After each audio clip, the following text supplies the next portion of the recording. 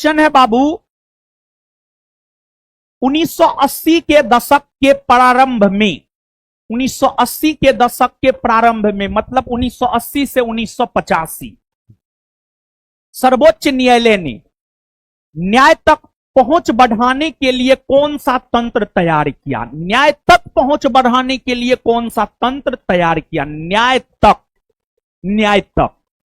इस क्वेश्चन की अगर हम बात करें तो इस क्वेश्चन का एक कीवर्ड है सर्वोच्च न्यायालय, दूसरा कीवर्ड है न्याय तक, न्याय तक, और तीसरा कीवर्ड है तंत्र। ये 3 कीवर्ड है इस क्वेश्चन में। देखिए, भारत में जहां तक न्याय की बात है, जब हमें कहीं से न्याय नहीं मिलता है तब हम न्यायालय का दरवाजा खटखटाते हैं, और न्यायालय के अंतर्गत भारत में सर्वोच्च न्यायालय आता है, उच्च न्यायालय आता है, सबऑर्डिनेट अधीनस्थ न्यायालय आता है। इन सभी न्यायालयों का दरवाजा हम खटखटाते हैं। अब देखिए बाबू आप कि आपको जहां तक न्याय का सवाल है, आज भी सभी लोगों को न्याय नहीं मिल पाता है। आज की हम बात करें तो आज भी सभी लोगों को न्याय नहीं मिल पाता है, आज भी सभी लोगों को न्याय नहीं मिल पाता है। तो सभी लोगों को न्याय नहीं मिल पाता है, इसके पीछे कई सारे रीजन हैं। जागरूकता की कमी, साक्षरता में कमी, ये सब एक रीजन है कि न्याय नहीं मिल पाता है। सामान्य तौर पर, आवाज कहां से आ रहा है, आवाज बनती है। सामान्य तौर पर अगर देखा जाए, जिसका हित प्रभावित होता है वही न्यायालय का दरवाजा खटखटाता है।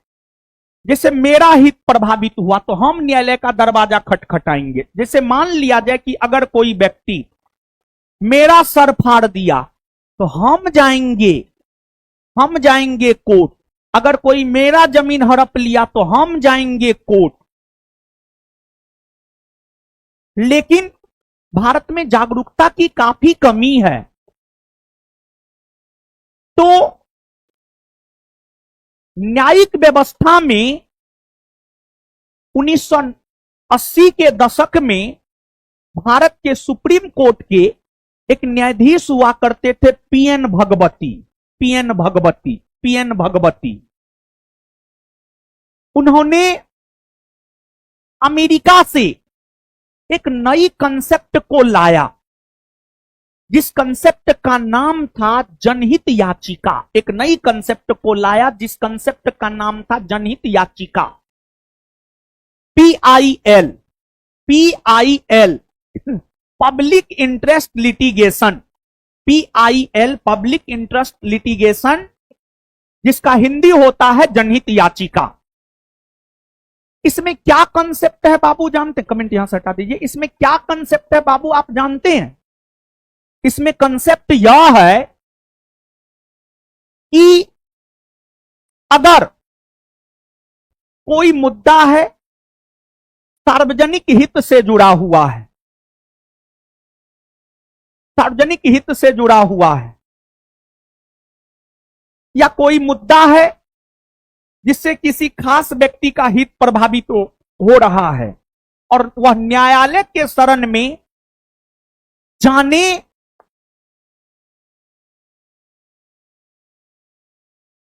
हेतु वह न्यायालय के शरण में नहीं जा सकता है, वह न्यायालय के शरण में नहीं जा सकता है।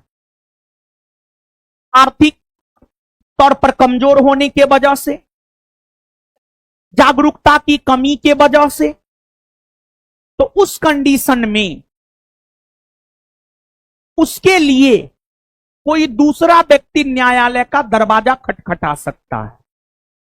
या फिर अगर कोई सार्वजनिक हित से संबंधित मुद्दा है जो न्यूज़पेपर में छपा, वीडियो वायरल हुआ, तो न्यायपालिका स्वयं उस मुद्दा को उठा लेता है। न्यायपालिका स्वयं उस मुद्दा को उठाने का काम करता है। जैसे किसान आंदोलन के दौरान एक केंद्रीय मंत्री का बेटा जो है किसानों पर गाड़ी चढ़ा दिया था, वीडियो वायरल हुआ। न्यायपालिका ने स्वयं उस मामला को न्यायालय में उठा करके उसको लेकर सुनवाई करने का काम किया। यही तो जनहित याचिका है। और जनहित याचिका है क्या, अगर आप नहीं समझे तो फिर से समझिए। जैसे हमारा हित प्रभावित हुआ, हम आर्थिक तौर पर कमजोर है, जागरूक न है, आप में से कोई भी चाहते हैं कि नहीं, सर को तो न्याय मिलना चाहिए, तो आप मेरे मामला को कोर्ट में उठा सकते हैं। यही है जनहित याचिका। तो इससे थोड़ा आप सोचिए। अगर हम न्यायालय नहीं जा रहे हैं, आप मेरे लिए न्यायालय जा रहे हैं, तो हमको न्याय मिलेगा या नहीं मिलेगा? एकदम निश्चित तौर पर न्याय मिलेगा। और इसकी अवधारणा भारतीय न्यायिक प्रणाली में लागू 1980 के दशक में हुआ है। और इसको लागू करने में भारत के सुप्रीम कोर्ट के न्यायाधीश पीएन भगवती का महत्वपूर्ण योगदान है। और इसी वजह से पीएन भगवती को भारत में जनहित याचिका का जनक माना जाता है। और जनहित याचिका संबंधी प्रावधान भारतीय न्यायिक प्रणाली में अमेरिका से लिया गया है। तो अब आप क्वेश्चन का डिस्कशन बाबू पढ़िएगा, तो वहां पर दो बात, एक तो इस प्रश्न का उत्तर हो जाएगा जनहित याचिका क्या आप समझे हैं, हां या ना, समझ गए हैं ना। अब उस डिस्कशन को जब आप पढ़ेंगे तो दो बात पे फोकस करना है बाबू। एक बात यह कि भारत में जनहित याचिका का जनक किसे माना जाता है, तो पीएन भगवती। किसे माना जाता है, उसको हाईलाइट कर लीजिएगा। भारत में जनहित याचिका का जनक पीएन भगवती को माना जाता है। और दूसरी बात यह कि भारत में जनहित याचिका संबंधी प्रावधान किस देश से लिए गए हैं, तो भारत में जनहित याचिका संबंधी प्रावधान लिए गए हैं अमेरिका से। कहां से लिए गए हैं, अमेरिका से लिए गए। इतना बात बाबू समझ में आया। इसके बाद अब हम लोग आ जाते हैं क्वेश्चन नंबर 2 पे। क्वेश्चन नंबर 2 कह रहा है, किसी भी देश में कानून बनाने का अंतिम अधिकार किसके पास होता है? संसद, सर्वोच्च न्यायालय, निर्वाचन आयोग, उपराष्ट्रपति। तो देखिए ध्यान दीजिएगा बाबू, यहां पर किसी भी देश बस ऐसे फंसाने के लिए दिया गया है, जबकि यहां पर किसी भी देश का मतलब समझना है भारत। किसी भी देश का मतलब बाबू क्या समझना है, भारत। तो आपसे यह पूछा जा रहा है, भारत में कानून का निर्माण करने वाली सबसे बड़ी संस्था कौन है? और इस प्रश्न के बारे में हम आपको बता दें, बिहार एसआई एक्साइज 126 पोस्ट का यह पूछा हुआ क्वेश्चन है, समझ गए। तो भारत के भीतर अगर देखा जाए तो कानून का निर्माण करने वाली सबसे बड़ी संस्था है संसद। सबसे बड़ी संस्था कौन है, संसद, यानी अंग्रेजी में पार्लियामेंट। अगर बाबू हम लोग संसद की बात करें तो संसद की चर्चा भारतीय संविधान के अनुच्छेद 79 में है। अनुच्छेद 79 यह कहता है, राष्ट्रपति, लोकसभा, राज्यसभा को मिलाकर संसद का गठन होता है। तो संसद के अंतर्गत राष्ट्रपति आते हैं, लोकसभा आता है, राज्यसभा आता है। संसद के अंतर्गत लोकसभा और राज्यसभा जो है, संसद का 2 हाउस है, संसद का 2 सदन है। संसद का 2 सदन है, जिसमें राज्यसभा की चर्चा अनुच्छेद 80 में है और लोकसभा की चर्चा अनुच्छेद 81 में है। और यह दोनों सदन को अगर हम लोग देखें तो राज्यसभा जिसकी चर्चा अनुच्छेद 80 में है, वह एक अस्थायी सदन है। उसमें सदस्यों की संख्या अधिकतम 250 है, लेकिन वर्तमान में 245 सदस्य ही हैं। 245 सदस्य में से 233 सदस्य निर्वाचित होते हैं और 12 सदस्य राष्ट्रपति द्वारा मनोनीत होते हैं साहित्य, कला, विज्ञान, समाज सेवा के क्षेत्र से। और वही जो लोकसभा है, जिसकी चर्चा अनुच्छेद 81 में है, वर्तमान में हमारे देश में लोकसभा में सीटों की संख्या है 543 और 543 के 543 सीट के लिए चुनाव होते हैं। और उस चुनाव में आम जनता पार्टिसिपेट करता है। उस चुनाव में अगर देखा जाए तो आम जनता पार्टिसिपेट करता है। और भारत में अगर हम लोग चुनाव की बात करें तो भारत में जो चुनाव होता है, आपको एक तो प्रत्यक्ष तौर पर चुनाव होता है, एक तो प्रत्यक्ष तौर पर चुनाव होता है, दूसरा अप्रत्यक्ष तौर पर चुनाव होता है, दूसरा अप्रत्यक्ष तौर पर चुनाव होता है। भारत में जो प्रत्यक्ष तौर पर चुनाव होता है वह फर्स्ट पास्ट दी पोस्ट सिस्टम के तहत होता है। भारत में प्रत्यक्ष तौर पर जो चुनाव होता है वह फर्स्ट पास्ट दी पोस्ट सिस्टम, फर्स्ट पास्ट दी पोस्ट सिस्टम के तहत होता है। मतलब चुनाव में जितने उम्मीदवार खड़ा हुए हैं उन उम्मीदवारों में जिस उम्मीदवार को सबसे ज्यादा मत प्राप्त होता है वो विजेता घोषित हो जाता है। जैसे लोकसभा का चुनाव, विधानसभा का चुनाव। वहीं अप्रत्यक्ष चुनाव की अगर हम लोग बात करें तो यह अनुपातिक प्रतिनिधित्व के आधार पर एकल संक्रमणीय मत पद्धति के तहत होता है और इस पद्धति के तहत राष्ट्रपति का चुनाव, उपराष्ट्रपति का चुनाव, राज्यसभा का चुनाव, विधान परिषद का चुनाव। तो गौर से सुनिएगा, लोकसभा विधानसभा के चुनाव प्रत्यक्ष तरीका से फर्स्ट पास्ट दी पोस्ट सिस्टम के तहत होता है। राष्ट्रपति, उपराष्ट्रपति, राज्यसभा, विधान परिषद के चुनाव अप्रत्यक्ष तरीका से अनुपातिक प्रतिनिधित्व के आधार पर एकल संक्रमणीय मत पद्धति के तहत होता है।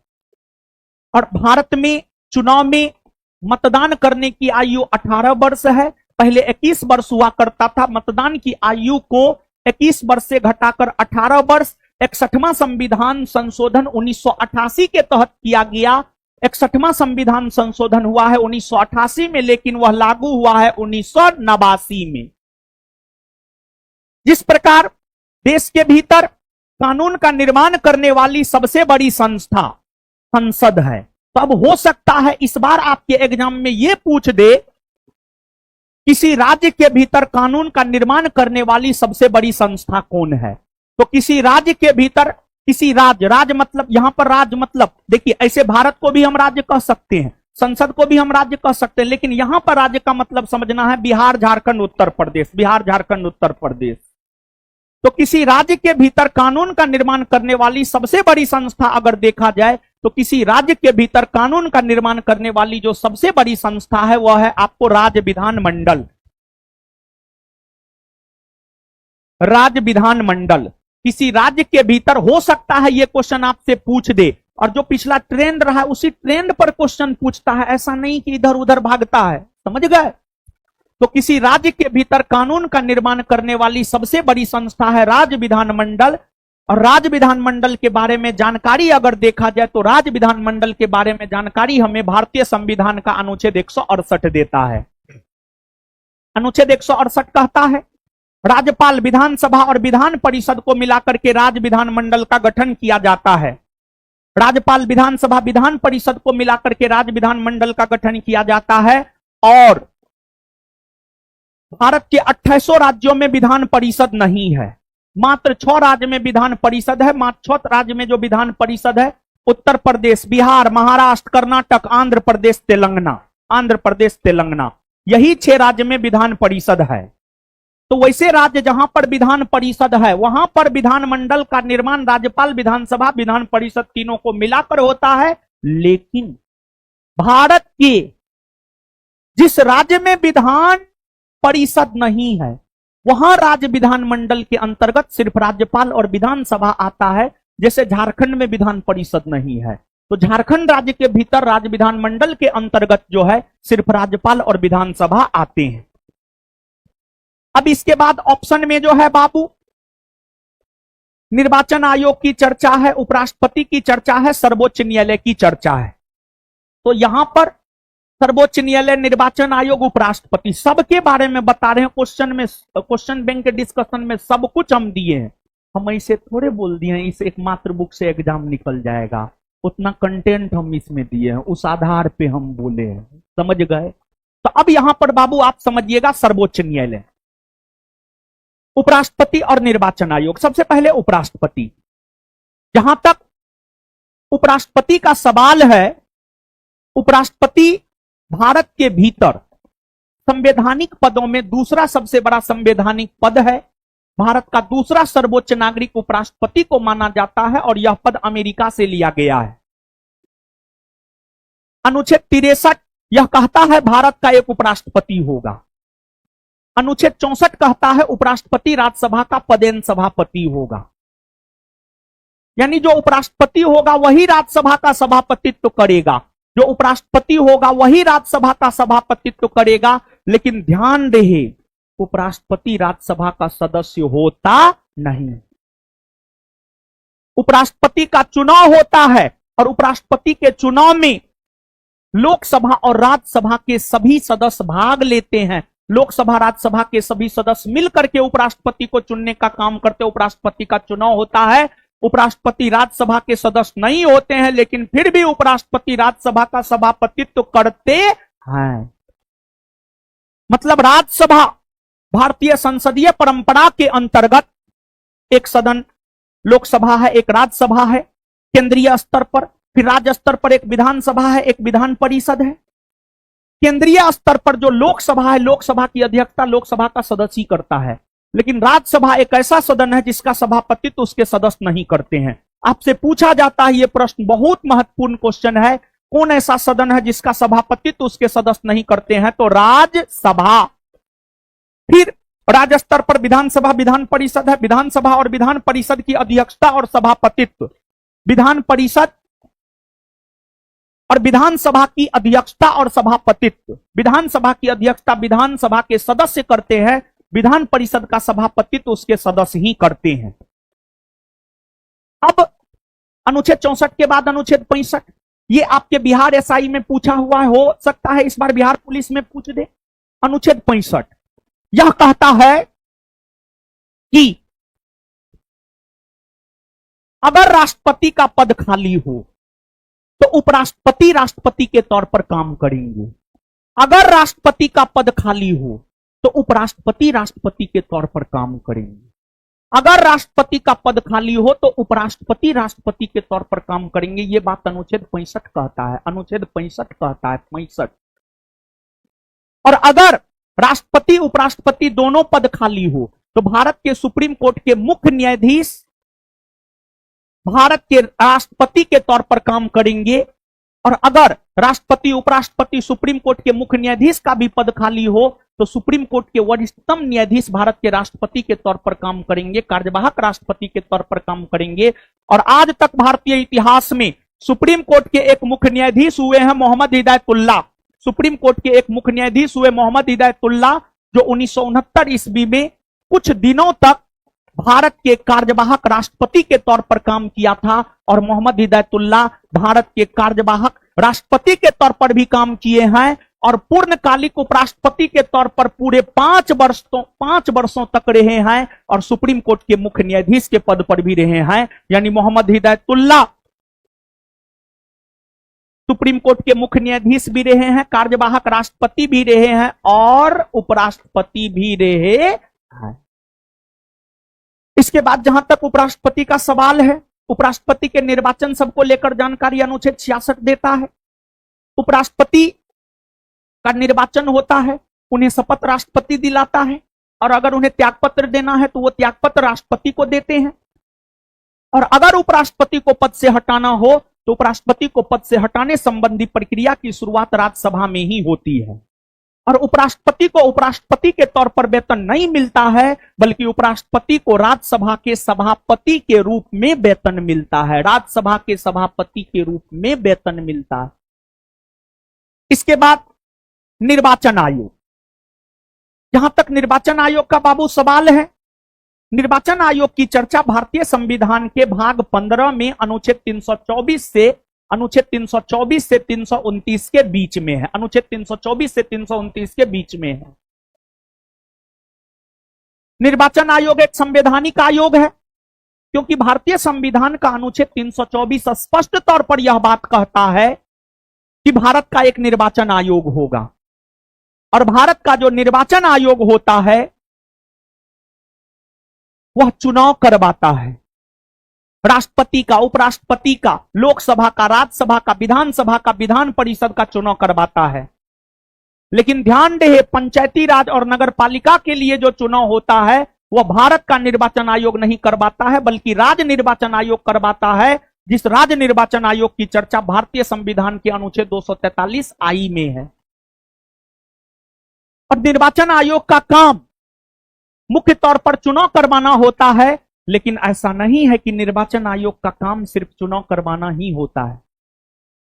निर्वाचन आयोग के और भी कई सारे काम होते हैं, जैसे किसी भी राजनीतिक दल को राष्ट्रीय पार्टी का दर्जा देना, किसी भी राजनीतिक दल को राज्य स्तरीय पार्टी का दर्जा देना, यह सब भी निर्वाचन आयोग का काम होता है।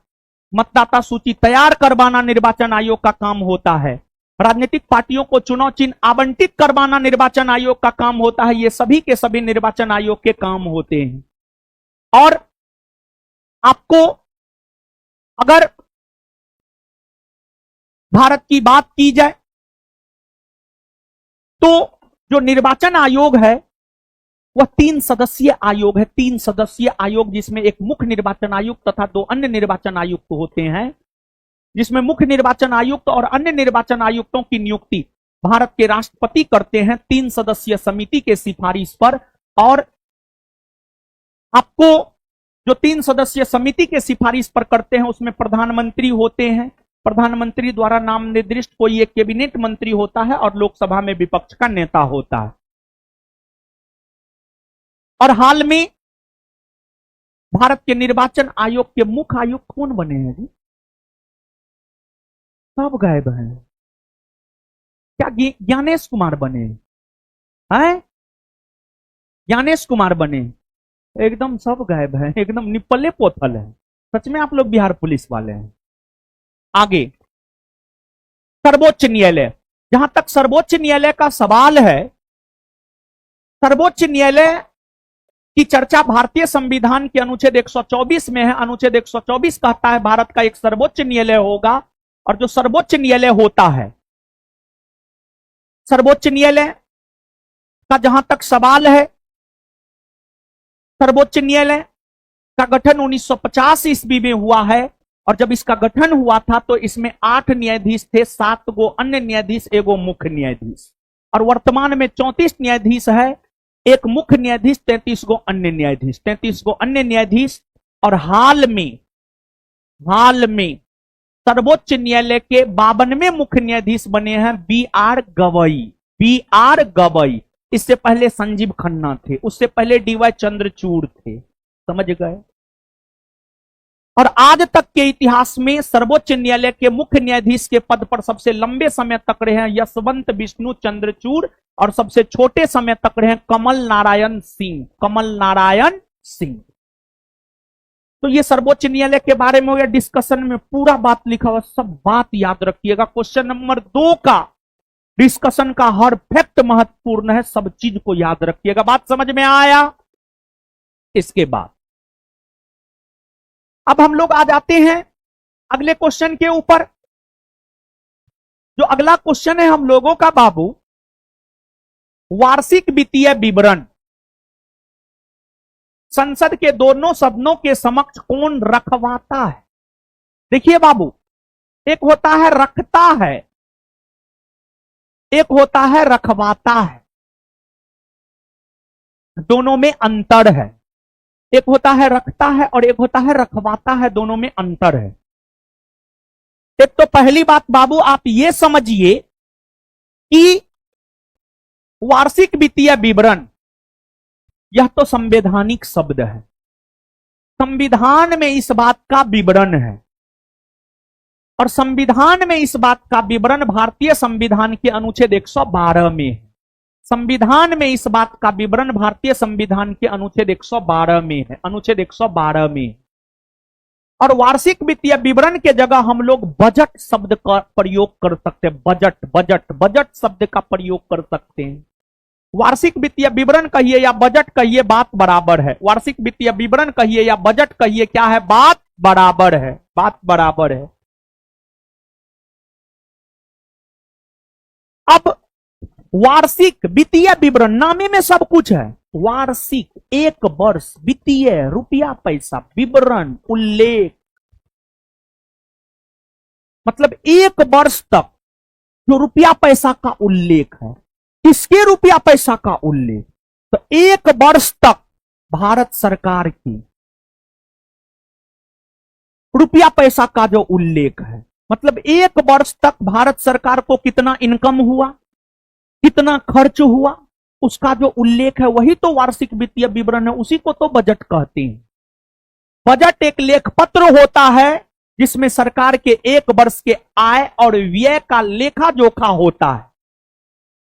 और जहां तक बजट का सवाल है, बजट एक प्रकार का धन विधेयक होता है। जहां तक बजट का सवाल है, बजट एक प्रकार का धन विधेयक होता है। और बजट को संसद के दोनों सदनों के समक्ष या संसद के समक्ष रखवाता राष्ट्रपति है। रखवाता राष्ट्रपति है। रखवाता राष्ट्रपति है, लेकिन रखता वित्त मंत्री है। बजट को संसद के दोनों सदनों के समक्ष रखवाता राष्ट्रपति है, लेकिन रखता कौन है? केंद्रीय वित्त मंत्री। केंद्रीय वित्त मंत्री। केंद्रीय वित्त मंत्री। और आज के डेट में बजट जो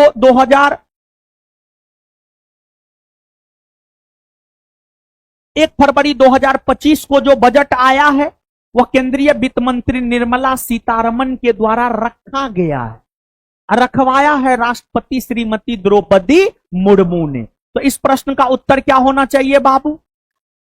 राष्ट्रपति या वित्त मंत्री? राष्ट्रपति ना, राष्ट्रपति। अब देखिए बजट, भारत में अगर पहली बार बजट देखा जाए तो भारत में पहली बार बजट 1860 ईस्वी में जेम्स विल्सन ने प्रस्तुत किया था, और तब से लेकर आज तक बजट पेश होता हुआ आया है। लेकिन बजट पर केंद्रीय विधान परिषद के सदस्यों को बहस करने का अधिकार 1892 के भारत परिषद अधिनियम के तहत मिला, और 1909 के भारत शासन अधिनियम के तहत बजट पर मतदान करने का अधिकार मिला, और 1919 के भारत शासन अधिनियम के तहत केंद्रीय बजट से राज्य के बजट को अलग कर दिया गया। मतलब यह प्रावधान किया गया कि केंद्र सरकार पूरे देश के लिए एक अलग बजट पेश करेगा और प्रत्येक राज्य सरकार के द्वारा अपना अलग अलग बजट पेश किया जाएगा। और आज देखिए, केंद्र में मोदी जी की सरकार है, केंद्र की मोदी सरकार के द्वारा पूरे भारतवर्ष के लिए एक बजट पेश किया जाता है, और प्रत्येक राज्य की राज्य सरकार अपना अलग अलग बजट पेश करती है। बिहार सरकार अपना अलग बजट पेश करती है, उत्तर प्रदेश की राज्य सरकार अपना अलग बजट पेश करती है, झारखंड की राज्य सरकार अपना अलग बजट पेश करती है। और आजादी के बाद 1947 के बाद अगर देखा जाए तो 1947 के बाद पहला बजट पेश किया गया था आर.के. शनमुखम सेठी के द्वारा। आर.के. शनमुखम सेठी के द्वारा। आर.के. शनमुखम सेठी के द्वारा। और बाबू, आप इस बात को समझिएगा कि जैसे केंद्र सरकार के बजट या वार्षिक वित्तीय विवरण की चर्चा भारतीय संविधान के अनुच्छेद 112 में है, उसी प्रकार राज्य सरकार के बजट की चर्चा भारतीय संविधान के अनुच्छेद 202 में है। राज्य सरकार के बजट की चर्चा अनुच्छेद 202 में है। और एक बात और याद रखिएगा, बजट एक धन विधेयक है, और जो धन विधेयक होता है, केंद्र सरकार का धन विधेयक राष्ट्रपति के पूर्व अनुमति से सबसे पहले लोकसभा में आता है। राज्य सरकार का धन विधेयक राज्यपाल के पूर्व अनुमति से सबसे पहले विधानसभा में आता है।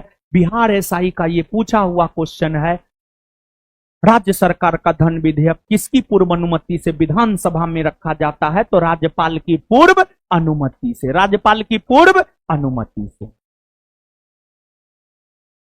इसके बाद बजट को लेकर हमने चर्चा कर दिया। अब प्रधानमंत्री है, वित्त मंत्री है, स्पीकर है। तो सबसे पहले बात करते हैं प्रधानमंत्री की। जहां तक प्रधानमंत्री का सवाल है, एक तो सीधे तौर पर यह प्रश्न पूछा जाता है, प्रधानमंत्री नियुक्त होता है या निर्वाचित? तो प्रधानमंत्री का जहां तक सवाल है, प्रधानमंत्री होते हैं नियुक्त। प्रधानमंत्री क्या होते हैं? नियुक्त। प्रधानमंत्री क्या होते हैं? नियुक्त। भारतीय संविधान के अनुच्छेद 75 को पढ़िए और अनुच्छेद 75 के क्लाउज 1 को पढ़िए।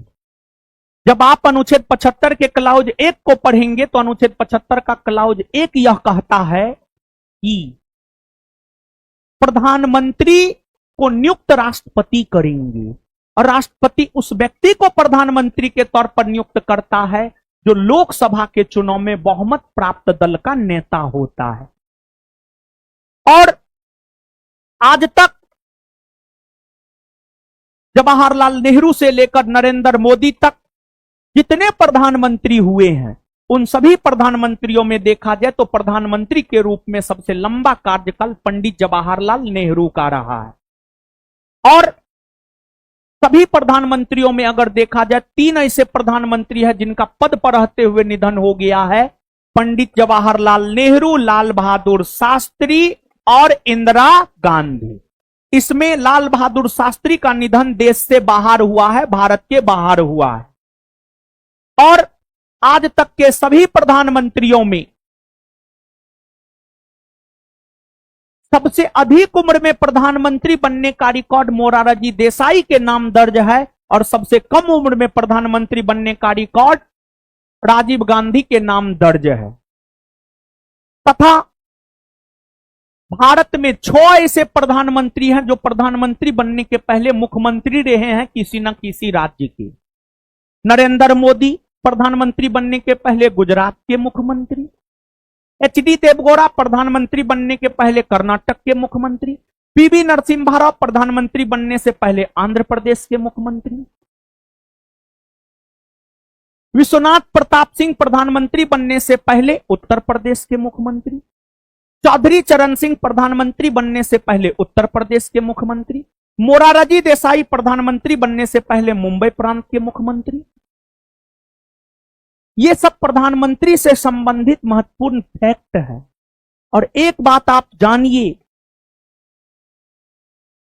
भारत में जिस प्रकार की शासन प्रणाली को अपनाया गया है उसमें संवैधानिक प्रमुख तो राष्ट्रपति होते हैं लेकिन वास्तविक प्रमुख प्रधानमंत्री होते हैं, क्योंकि संविधान में वर्णित जो राष्ट्रपति के काम है उसको लेकर संविधान ने यह वर्णन दिया है कि राष्ट्रपति अपना काम स्वयं भी कर सकता है तथा अपने अधीनस्थ अधिकारियों के माध्यम से भी करवा सकता है। तो राष्ट्रपति के कामों की अगर बात की जाए तो राष्ट्रपति के काम को प्रधानमंत्री वास्तविक तौर पर करते हैं। और प्रधानमंत्री के कार्यों को अगर आप जानना चाहते हैं तो भारतीय संविधान के अनुच्छेद 78 को पढ़िए। भारतीय संविधान का अनुच्छेद 78 प्रधानमंत्री के कार्यों से हमें अवगत करवाता है और अनुच्छेद 78 यह कहता है कि प्रधानमंत्री का काम यह है कि केंद्रीय मंत्रिपरिषद ने जो निर्णय लिया है उस निर्णय से राष्ट्रपति को अवगत करवाएं, उस निर्णय से राष्ट्रपति को अवगत करवाएं। यह प्रधानमंत्री का कर्तव्य है। प्रधानमंत्री की नियुक्ति राष्ट्रपति करते हैं, राष्ट्रपति ही उन्हें शपथ दिलाते हैं। अगर उन्हें त्यागपत्र देना है तो वो राष्ट्रपति को ही त्यागपत्र देते हैं। और प्रधानमंत्री का कोई निश्चित कार्यकाल नहीं होता है। अगर प्रधानमंत्री का निश्चित कार्यकाल होता तो मोदी जी 2014 से अभी तक प्रधानमंत्री पद पर नहीं होते नहीं होते। तो प्रधानमंत्री का कोई निश्चित कार्यकाल नहीं होता है। कोई व्यक्ति तब तक प्रधानमंत्री के पद पर रह सकता है जब तक कि उसे लोकसभा में बहुमत प्राप्त है। मोदी जी को 2014 से लेकर आज तक लोकसभा में बहुमत प्राप्त है। मोदी जी प्रधानमंत्री पद पर आसीन है। और प्रधानमंत्री को अगर पद से हटाना है तो लोकसभा में अविश्वास प्रस्ताव लाया जाता है। अविश्वास प्रस्ताव, नॉन कॉन्फिडेंस मोशन। लोकसभा में अविश्वास प्रस्ताव ला करके विपक्ष उसको साधारण बहुमत से पारित करवा करके प्रधानमंत्री को पद से हटाता है विपक्ष। और आज तक अविश्वास प्रस्ताव के माध्यम से 2 प्रधानमंत्री को पद से हटाया गया है। एक है विश्वनाथ प्रताप सिंह और दूसरे हैं एक है विश्वनाथ प्रताप सिंह, दूसरे हैं अटल बिहारी वाजपेयी। अटल बिहारी वाजपेयी। और प्रधानमंत्री बनने के लिए यह जरूरी नहीं है लोकसभा का सदस्य हो। प्रधानमंत्री लोकसभा का सदस्य भी बन सकता है, राज्यसभा का सदस्य भी बन सकता है। जैसे मोदी जी प्रधानमंत्री हैं, लोकसभा के सदस्य हैं। इनसे पहले मनमोहन सिंह थी, राज्यसभा, मनमोहन सिंह थे प्रधानमंत्री, राज्यसभा के सदस्य थे। और अगर कोई व्यक्ति लोकसभा राज्यसभा दोनों में से किसी भी सदन का सदस्य नहीं है, फिर भी वह प्रधानमंत्री बन सकता है, लेकिन 6 माह तक। लेकिन 6 माह तक। यह प्रधानमंत्री के बारे में बाबू हुआ। इसके बाद स्पीकर यानी लोकसभा का अध्यक्ष। लोकसभा का अध्यक्ष, देखिए बाबू, आप भारतीय संविधान के अनुच्छेद 93 को पढ़िए। भारतीय संविधान का अनुच्छेद 93 यह कहता है कि लोकसभा में एक अध्यक्ष और एक उपाध्यक्ष होगा, और लोकसभा का अध्यक्ष और उपाध्यक्ष वही होगा जो लोकसभा का सदस्य है, क्योंकि लोकसभा के सदस्य ही अपने सदस्यों में से एक अध्यक्ष और एक उपाध्यक्ष को चुनने का काम करते हैं। और देश के भीतर लोकसभा के प्रथम अध्यक्ष बने हैं जीबी मौलंकर, गणेश वासुदेव मौलंकर, जबकि वर्तमान में लोकसभा के अध्यक्ष है ओम बिरला, और लोकसभा की प्रथम महिला अध्यक्ष बनी है श्रीमती मीरा कुमार। श्रीमती मीरा कुमार। और अनुच्छेद 93 जिस प्रकार से कहता है लोकसभा का एक अध्यक्ष और एक उपाध्यक्ष होगा, उसी प्रकार अनुच्छेद 94 यह कहता है कि लोकसभा का अध्यक्ष अपना त्यागपत्र उपाध्यक्ष को और उपाध्यक्ष अपना त्यागपत्र अध्यक्ष को देता है। फिर अनुच्छेद 95 यह कहता है कि लोकसभा के अध्यक्ष के रूप में अध्यक्ष काम करे या कोई अन्य व्यक्ति काम करे, उसी को वही कार्य अधिकार शक्ति प्राप्त होगा जो लोकसभा के अध्यक्ष को है। लोकसभा के बहुत सारे कार्य अधिकार शक्ति है। एग्जाम्पल के तौर पर एक आध गो महत्वपूर्ण, जो एग्जाम के पॉइंट ऑफ व्यू से महत्वपूर्ण, जैसे कोई विधेयक धन विधेयक है या नहीं, इसका निर्णय लोकसभा का अध्यक्ष करता है। लोकसभा का अध्यक्ष कह दिया धन विधेयक है, तो उसको कोई नहीं काट सकता, इंक्लूडिंग सुप्रीम कोर्ट तक नहीं काट सकता है। इसके बाद जब संयुक्त अधिवेशन अनुच्छेद 108 के तहत राष्ट्रपति बुलाता है, तो उस संयुक्त अधिवेशन की अध्यक्षता लोकसभा के अध्यक्ष ही करते हैं। लोकसभा के अध्यक्ष को बहुत अधिक पावर है। और आपको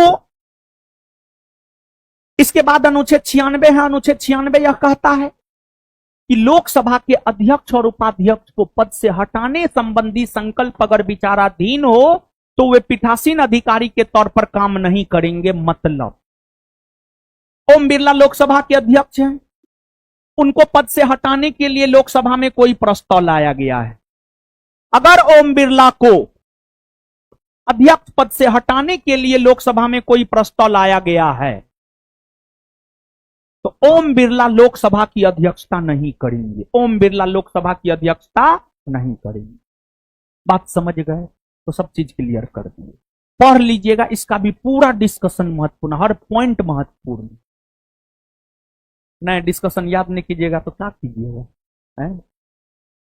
याद करना है, पढ़ना है, सेम डे में रिवीजन करना है। आज के आज बासी नहीं छोड़ना है। बासी छोड़ दिए कैंसर हो जाएगा। जैसे कैंसर का कोई इलाज नहीं होता है, वैसे नौकरी आपको नहीं हो सकता अगर बासी छोड़ दिए पढ़ाई। तो समझ गए? आगे बाबू, सर्वोच्च न्यायालय के मौलिक क्षेत्राधिकार में क्या शामिल है? देखिए, ऐसे सर्वोच्च न्यायालय की अगर हम लोग बात करें, तो सर्वोच्च न्यायालय के मौलिक क्षेत्राधिकार में तो जो है वो है ही। सर्वोच्च न्यायालय के कार्य अधिकार शक्ति को जब आप पढ़ते हैं, तो सर्वोच्च न्यायालय के पास परामर्शी अधिकार है। सर्वोच्च न्यायालय भारत के राष्ट्रपति को परामर्श दे सकता है। अनुच्छेद 143 में इस बात का वर्णन है। सर्वोच्च न्यायालय देश का सबसे बड़ा अपीलीय न्यायालय है। अपीलीय क्षेत्राधिकार है सर्वोच्च न्यायालय के पास। सर्वोच्च न्यायालय के पास रीट अधिकारिता है। अगर आपके मौलिक अधिकार का हनन होता है, तो आप डायरेक्ट सुप्रीम कोर्ट जा सकते हैं। यह सब सर्वोच्च न्यायालय के कार्य अधिकार शक्ति में आता है। और सर्वोच्च न्यायालय को अनुच्छेद 142 जो काफी चर्चा में रहा है, अनुच्छेद 142 विशेष परिस्थिति में आदेश पारित करने का अधिकार देता है, न्याय निर्णयन का अधिकार देता है। विशेष परिस्थिति में अनुच्छेद 142 के तहत सर्वोच्च न्यायालय कोई भी निर्णय कर सकता है, कोई भी निर्णय कर सकता है सर्वोच्च न्यायालय। अनुच्छेद 142 हाल फिलहाल में चर्चा में रहा है, आ सकता है, गौर फरमाइएगा। अनुच्छेद 142 सर्वोच्च न्यायालय को विशेष परिस्थिति में किसी भी प्रकार के न्याय निर्णयन या आदेश पारित करने का अधिकार देता है। अब प्रश्न है सर्वोच्च न्यायालय के मौलिक क्षेत्राधिकार से, प्रश्न है सर्वोच्च न्यायालय के मौलिक क्षेत्राधिकार से, तो बाबू समझिएगा। जहां तक सर्वोच्च न्यायालय का सवाल है, इसके बारे में जानकारी हमें भारतीय संविधान का अनुच्छेद 124 से अनुच्छेद 147 देता है। इन्हीं अनुच्छेदों में एक अनुच्छेद है अनुच्छेद 131, अनुच्छेद 131, अनुच्छेद 131। जहां तक अनुच्छेद 131 का सवाल है, अनुच्छेद 131 हमें सर्वोच्च न्यायालय के मौलिक क्षेत्राधिकार, मौलिक क्षेत्राधिकार या मूल क्षेत्राधिकार, मौलिक क्षेत्राधिकार या मूल क्षेत्राधिकार, मूल क्षेत्राधिकार या प्रारंभिक क्षेत्राधिकार, या प्रारंभिक क्षेत्राधिकार, या प्रारंभिक क्षेत्राधिकार, प्रारंभिक क्षेत्राधिकार। जैसे आपका नाम गोलू, मोलू, टोनू, सोनू जो भी है, अगर घर में छोटे हैं तो छोटू कह के बुलाया जाता है। ऐसा होता है, एक ही व्यक्ति के एक से अधिक नाम होते हैं, ऐसा होता है। जैसे मेरा ही 2 नाम है, जैसे हमारे गांव में चल जाइएगा, कहिएगा रोशन आनंद, कोई नहीं बता पाएगा। कहिएगा बाबू साहब जो पटना में पढ़ाता है, सब बता देगा, हाँ उसका घर हुआ है। गांव का लोग उसी नाम से जानता है, समझे। हाँ, मेरा वास्तविक नाम वही था, लेकिन हमको जो है स्कूल में जब नाम सब लिखाया गया था, नम्मा तक वही नाम था स्कूल में, लेकिन जब अटेंडेंस बनता था ना, प्राइवेट स्कूल में पढ़ते थे, अटेंडेंस बनता था, मतलब ऑकवर्ड लगता था, अच्छा नहीं लगता था, समझिएगा। सब बड़ी गलत दृष्टिकोण से देखता था, ये कैसा नाम है, समझे। तो 10वां में हम अपने से नाम चेंज कर लिए, समझिएगा, किसी से नहीं पूछे, ऐसा नहीं कि मम्मी पापा सोचना रोशन आनंद, समझिएगा। तो ये बात है। तो एक ही व्यक्ति के कई नाम होते हैं, उसी प्रकार से मौलिक क्षेत्राधिकार या मूल क्षेत्राधिकार या प्रारंभिक क्षेत्राधिकार, मौलिक क्षेत्राधिकार, मूल क्षेत्राधिकार या प्रारंभिक क्षेत्राधिकार एक ही बात है। अब सवाल उठता है कि ये मौलिक क्षेत्राधिकार, मूल क्षेत्राधिकार या प्रारंभिक क्षेत्राधिकार है क्या बाबू? तो देखिए ध्यान से बाबू आप समझिएगा कि भारत में जो न्यायालय है, ऐसे तो भारत में एकीकृत और एकहरी न्यायपालिका की व्यवस्था है, लेकिन आपको भारत में जो न्यायपालिका है, न्यायपालिका के अंतर्गत सर्वोच्च स्थान पर सुप्रीम कोर्ट है, सर्वोच्च स्थान पर सुप्रीम कोर्ट है, उसके नीचे हाई कोर्ट है, यानी उच्च न्यायालय है, उसके नीचे हाई कोर्ट है, उच्च न्यायालय है, और उसके नीचे है अधीनस्थ न्यायालय यानी सबऑर्डिनेट कोर्ट, अधीनस्थ न्यायालय यानी subordinate court. Supreme court supreme है, सबसे ऊपर है, सुप्रीम कोर्ट के नीचे हाई कोर्ट है, और पूरे देश के भीतर एकमात्र सुप्रीम कोर्ट है जो कि नई दिल्ली में है, जो कि नई दिल्ली में है। और सुप्रीम कोर्ट के नीचे हाई कोर्ट है, हाई कोर्ट प्रत्येक राज्य में होता है। भारतीय संविधान का अनुच्छेद 214, अनुच्छेद 214 यह कहता है कि प्रत्येक राज्य में एक उच्च न्यायालय होगा, लेकिन राज्य में उच्च न्यायालय का गठन अनुच्छेद 216 के तहत होता है, 216 के तहत होता है। और वर्तमान में हमारे देश में 25 उच्च न्यायालय है, 25, जबकि होना चाहिए प्रत्येक राज्य में यानी 28, लेकिन 25 ही है। ऐसा इसलिए क्योंकि 7वां संविधान संशोधन 1956 के तहत यह प्रावधान किया गया कि 2 या 2 से अधिक राज्यों के लिए एक उच्च न्यायालय हो सकता है। 2 या 2 से अधिक राज्यों के लिए एक उच्च न्यायालय हो सकता है, एक उच्च न्यायालय हो सकता है। तो 25 उच्च न्यायालय है। उच्च न्यायालय राज्य में है। सामान्य तौर पर बिहार की राजधानी पटना है, पटना में पटना उच्च न्यायालय है, बिहार का उच्च न्यायालय है। पटना उच्च न्यायालय का क्षेत्राधिकार बिहार है। पश्चिम बंगाल का उच्च न्यायालय कोलकाता में है, कोलकाता उच्च न्यायालय उसका क्षेत्राधिकार पश्चिम बंगाल राज्य है पूरा। तो उच्च न्यायालय का क्षेत्राधिकार राज्य तक सीमित होता है, राज्य तक सीमित होता है। फिर अधीनस्थ न्यायालय, आप प्रत्येक राज्य में, भारत देश है, भारत 28 राज्य में बटा है, हर राज्य अलग अलग जिला में बटा हुआ है, किसी में 75 जिला है, किसी में 38, किसी में 42। हर राज्य में अलग अलग जिला की संख्या है। तो जिला में जो न्यायालय होता है उसको आप अधीनस्थ न्यायालय कह सकते हैं। सामान्य तौर पर कोई भी मामला सबसे पहले अधीनस्थ न्यायालय में जाता है। अधीनस्थ न्यायालय के निर्णय से अगर आप संतुष्ट नहीं है तो उच्च न्यायालय जाइए। फिर उच्च न्यायालय के निर्णय से आप संतुष्ट नहीं है तो आप सुप्रीम कोर्ट जाइए, आप सुप्रीम कोर्ट जाइए। ये एक न्यायिक प्रक्रिया है, इससे आपको गुजरना होगा। लेकिन कुछ मामले ऐसे होते हैं जिसको लेकर के आप सीधे सुप्रीम कोर्ट जा सकते हैं, या जिसको लेकर के आप सीधे हाई कोर्ट जा सकते हैं, सीधे हाई कोर्ट जा सकते हैं। वैसे मामले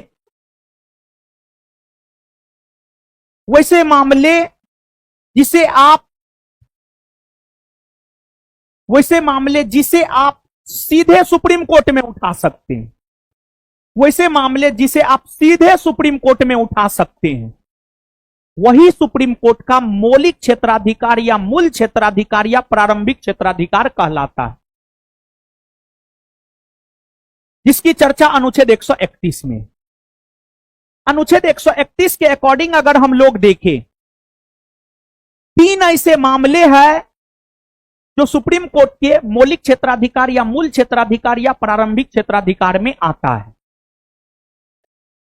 एक है, अगर 2 या 2 से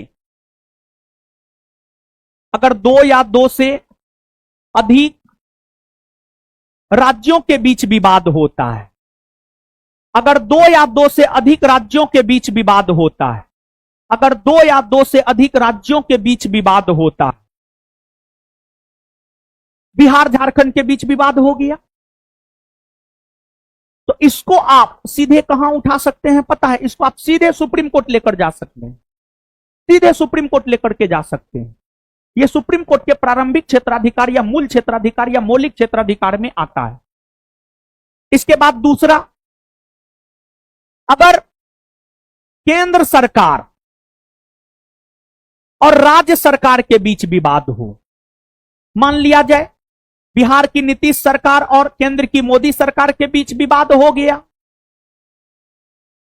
तो उस मामलों को भी आप सीधे सुप्रीम कोर्ट लेकर जा सकते हैं। यह मामला भी सुप्रीम कोर्ट के प्रारंभिक क्षेत्राधिकार में आता है। फिर तीसरा, अगर केंद्र सरकार और 2 या 2 से अधिक राज्यों के बीच विवाद हो, अगर केंद्र सरकार और 2 या 2 से अधिक राज्यों के बीच विवाद हो, एक तरफ केंद्र सरकार है, एक तरफ बिहार झारखंड उत्तर प्रदेश की सरकार है, ये तीनों ऐसे मामले होते हैं जिसे सीधे तौर पर आप सुप्रीम कोर्ट में उठा सकते हैं। यही सब मामला सुप्रीम कोर्ट के प्रारंभिक क्षेत्राधिकार या मूल क्षेत्राधिकार के अंतर्गत आता। बात समझे? अगर आप बाबू सोना समझे हैं तो आप हमको इस प्रश्न का उत्तर बताइए, क्या होगा? सी होगा ना? आगे तो वारिगपा क्या है? तो वारिगपा क्या है? देखिए कितना शानदार क्वेश्चन। ये जानते हैं, ये हिमालय की पारंपरिक दवा पद्धति है, हिमालय की पारंपरिक दवा पद्धति है। सुनिए, तो वारिगपा का शाब्दिक अर्थ होता है उपचार का ज्ञान, उपचार का ज्ञान। उपचार का ज्ञान, उपचार का ज्ञान। देखिए, जैसे कुछ बीमारी ऐसे होते हैं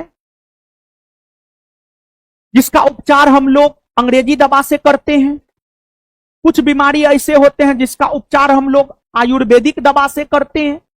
आयुर्वेदिक आयुर्वेदिक आयुर्वेद के जरिए हम लोग करते हैं। तो हिमालयी क्षेत्र में, पर्वतीय क्षेत्र में भारत देश है ना जी, भारत बड़ी सुंदर देश है। आप लोग भारत में पैदा हुए हैं, भारत को लाख लाख धन्यवाद दीजिए। भारत के उत्तर में हिमालय पर्वत है, भारत के दक्षिण में हिंद महासागर है। ऐसा देश कहां है? कहीं नहीं है। भारत में आप सब मौसम का अनुभव कर लेते हैं, ऐसा देश कहां है? कहीं नहीं है। कहीं पर गोरखा लोग है तो गोरके है, कहीं पर करका है तो करके। भारत में गोरको है, करको है, सब है भारत में। भारत बड़ी सुंदर देश है बाबू। भारत प्राचीन काल से ही विश्व के सताए गए लोगों को शरण दिया। भारत भारत है। भारत जैसा विश्व में कोई देश नहीं है, समझिएगा।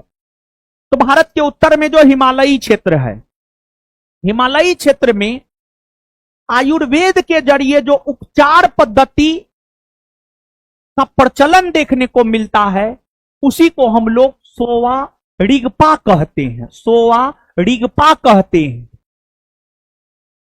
आ जाइए सर। देखिए, आलोक सर हैं और क्वेश्चन आंसर डिस्कशन में ये भी भागीदार हैं। बिहार पुलिस का क्वेश्चन बैंक, देखिए बिहार पुलिस का क्वेश्चन बैंक का डिस्कशन आलोक सर करवाएंगे। और सुनिए, आलोक सर का इतिहास हम आपको थोड़ा सा बता देते हैं। 70वीं बीपीएससी प्रीलिम्स में एक हम लोग मेंटरशिप प्रोग्राम चलाए थे 90 दिन का, बीच में छुट्टी भी था, होली दशहरा छठ का। उसमें आलोक सर प्रीलिम्स में 100+ क्वेश्चन लड़ाए थे, लेकिन क्वेश्चन लड़ाने के बाद आउट हम इसलिए नहीं किए थे क्योंकि 70वीं बीपीएससी पीटी बहुत विवादों में था। और वो भी सर से पूछ लीजिएगा, वो सर पीटी मेंटरशिप प्रोग्राम जो चलाए थे, जैसे मेंस निःशुल्क था संस्थान में, ये आप जानते हैं, पीटी भी निःशुल्क था, पूछ लीजिए इनको। और ये भी तैयार हुए थे, और उसके लिए हमको लगता है कि इनको भी नया नया आए थे, ये भी पेमेंट नहीं लिए, उसके लिए पेमेंट नहीं लिए हमसे, कि बोले कि सर आप निःशुल्क बीपीएससी का करवा रहे हैं तो हम भी नहीं लेंगे आपसे पेमेंट। उस बैच का ई भी पेमेंट नहीं लिए, समझ गए। तो इस सब काम में हमको आलोक सर भी मदद करते हैं। तो उस टाइम में वीडियो इसलिए नहीं डाले थे कि पीटी का परीक्षा जो है ना विवाद में था। क्योंकि हुआ क्या था, एक बार बिहार एसएससी सीजीएल में मैथ रीजनिंग जो आप लोग को पढ़ाते हैं प्रभु राज सर, सीजीएल का क्वेश्चन आउट हो गया। बेचारा पढ़ाए थे, उनका क्वेश्चन सब लड़ गया, कुछ क्वेश्चन हु बहु डाटा के साथ लड़ गया। अब वो तो खुशी से उछल रहा था, बोला हम यूट्यूब पे डिस्कशन करवाएंगे, बोले करवाइए। गया बेचारा करवाने के लिए, क्वेश्चन पेपर लीक था, विद्यार्थी सब कमेंट में गाली दे रहा था। आधा में डिस्कशन उनको छोड़ना पड़ा, वीडियो को लॉक लगाना पड़ा। तो इसी वजह से 70वीं पीटी का सर पूरा सब चीज तैयार करके रखे थे, अभी भी वो पीपीटी सेव है, समझ गए। आप कहिएगा तो हम दिखा देंगे, समझ गए। तो उसके बाद अभी बिहार एसआई का होमवर्क सीरीज सर करवा रहे हैं। उस दौरान जो है बिहार एसआई स्टेनो का एग्जाम हुआ, एनडीए का एग्जाम हुआ, बहुत सारा एग्जाम हुआ जिसमें सर के द्वारा पढ़ाए गए चीज लड़े हैं। तो सुबह में 100 क्वेश्चन का डिस्कशन सर करवाते हैं। तो इसमें जो है क्वेश्चन आंसर में और भी टीचर को शामिल करना चाह रहे थे, लेकिन फिर देखे गिजिर पिटीर हो रहा था, तो सिर्फ आलोक सर को शामिल किए हैं। और जरूरत पड़ने पर हम बिट्टू झा सर को भी इस सेशन में शामिल कर देंगे, जरूरत पड़ने पर, ऐसे नहीं, समझ गए। तो ये है। और आज के लिए इतना ही रहने दीजिए, क्योंकि आज ऑफलाइन में सबसे लंबा समय तक क्लास चला है, सब अटपटा हो रहे हैं। और सुन लीजिए, ये class Monday to Sunday, Sunday to, और आपके एग्जाम को बहुत ज्यादा समय, वीडियो कितना घंटा तक फ्री रहेगा, और क्यों? अनुशासन बनाए रखने के लिए, सच में फायदा दिलवाने के लिए आपको, समझ गए। तो आप सभी लोग आए, आप सभी लोगों ने अपने जीवन का सबसे कीमती चीज समय दिया है। सभी का बहुत बहुत धन्यवाद। मिलते हैं कल के सेशन में 5:30 बजे। धन्यवाद। चलिए सर।